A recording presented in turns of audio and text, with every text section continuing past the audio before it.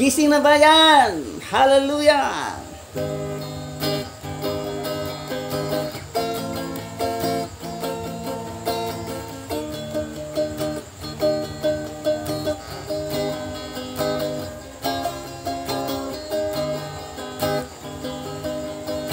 Nung unang panahon sa aklat ng kronika, matatagpuan isang hari ng Huda. May takot sa puso gaya ng sinumang, ngunit walang pag-aalinlangan. Siya'y lumuhod, tumawag kay Yahweh, kanyang idinulog ng kalaban niya'y kay dami. Diyos ay tumugon at sa kanya'y sinabi, sapat huwag kang matakot. Sila'y nagayuno, sabay ay nagpupuri, lahat ay sama-sama pati na ang hari. Patnubay ni Yahweh sa kanya'y namalagi, dahil ng panalangin banta ay napawi. Gising na bayan, tayo'y magkaisa, oras na laan, huwag nang sayangin pa. Magpakatatag at manalangin na, kay Jesus na siyang tanging pag-asa.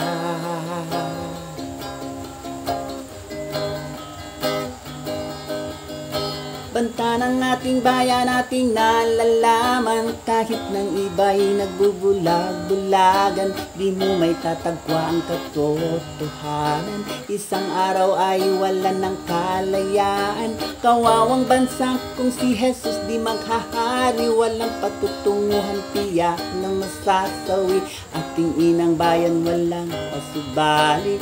Kung kunin kaaway sila'y magwawagi. Gising na bayan, tayo'y magkaisa, oras na laan, huwag nang sayangin pa. Magpakatatag at manalangin na, kay Jesus na siyang tanging pag-asa.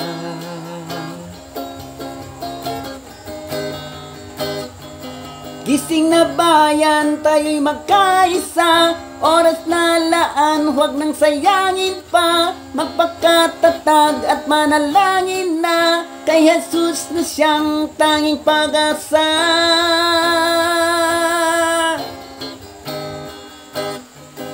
Gising na bayan, tayo'y magkaisa, oras na laan, huwag nang sayangin pa. Magpakatatag at manalangin na, kay Jesus na siyang tanging pag-asa.